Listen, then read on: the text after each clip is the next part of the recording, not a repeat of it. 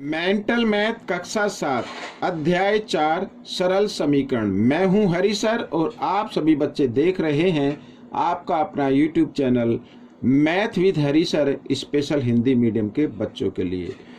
तो आज हम करने वाले हैं बच्चों प्रश्न नंबर 26 से प्रश्न नंबर 30। बहुत ही ज़्यादा इम्पोर्टेंट है, आप इसे पूरा देखिए, देखकर प्रैक्टिस जरूर करें बच्चों। मैं हमेशा कहता हूँ ऐसा कोई प्रश्न नहीं है मैथ का जिसे कोई बच्चा कर ना सके, और ऐसा कोई बच्चा नहीं है जो हर क्वेश्चन को ना कर सके। हर क्वेश्चन किए जा सकते हैं, सिर्फ जरूरत है प्रैक्टिस की। आइए करना शुरू करते हैं। प्रश्न नंबर 26 ये रहा आपके सामने।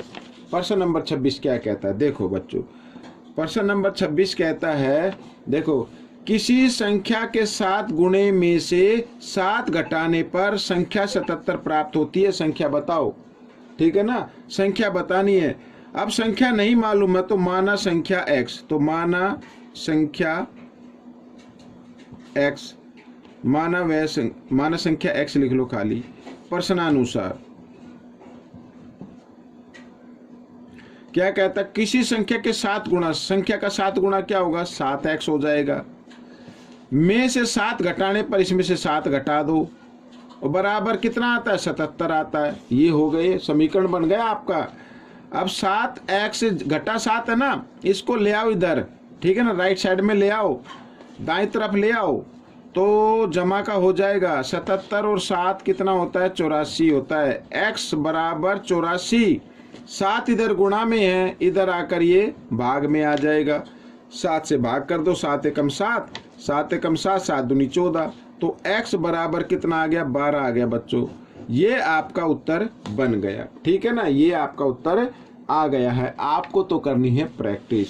ये देखो अगला प्रश्न क्या कहता है। मैंने कहा ना, कोई ऐसा प्रश्न नहीं है जिसे आप सभी बच्चे हल ना कर सके, और ऐसा भी कोई बच्चा नहीं है जो कोई मैथ का कोई भी क्वेश्चन हल ना किया जा सके। देखो, 2 क्रमागत विषम संख्याओं का योग 28 है। बड़ी संख्या क्या होगी, बड़ी संख्या क्या होगी, माना पहली संख्या, बड़ी संख्या क्या होगी, तो माना पहली संख्या, ठीक है ना। आप विषम ले लो बच्चों, क्या ले लो, विषम ले लो, यानी x जमा 1 ले लो, x जमा 1 ले लो आप, ठीक है। ये विषम संख्या हो गई भाई। किसी नंबर में यहाँ पर x है, अगर x से लेंगे तो क्या नंबर आएगा, तो x से अगर आप लेंगे तो आपका जो नंबर आएगा वो सम संख्या आएगा, तो सीधा ले लो, x जमा 1 ले लो, ठीक है। दूसरी संख्या क्या है, दूसरी संख्या है बच्चों यहाँ पर x जमा 3 ले लो, ठीक है। 1 के बाद 3 ही आता विषम संख्या।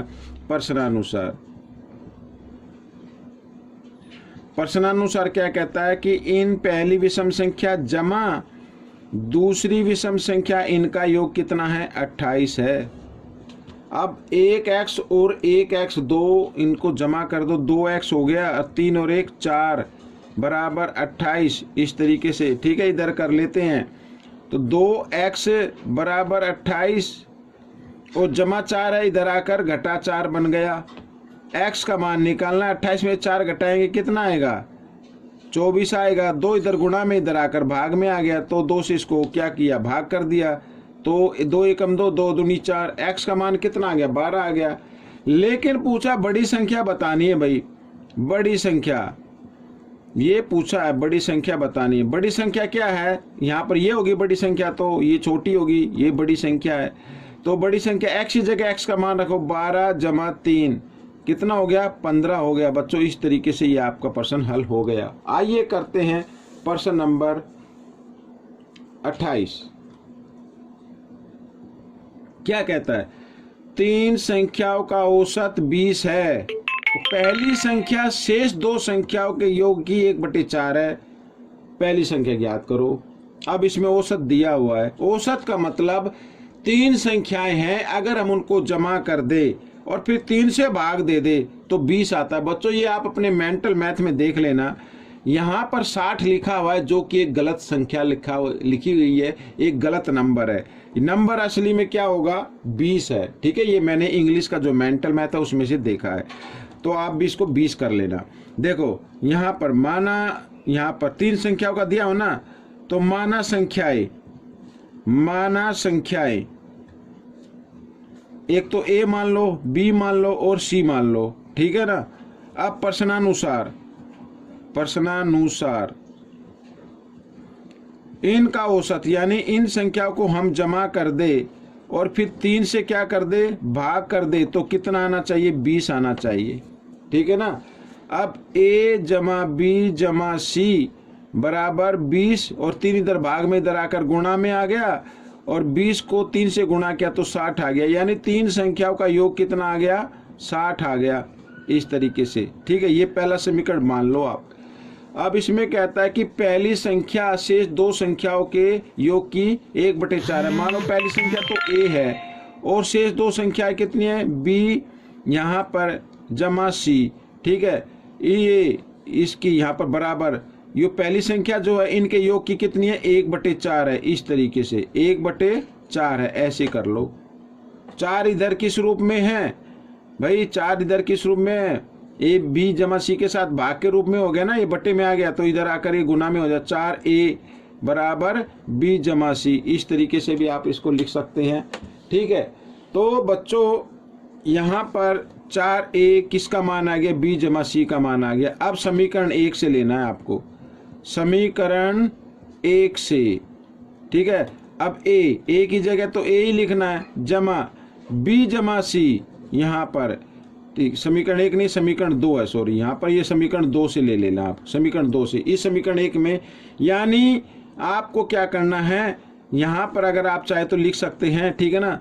समीकरण 2 का मान समीकरण 1 में रखने पर, यहाँ लिख लेता हूं मैं, समीकरण 2 का मान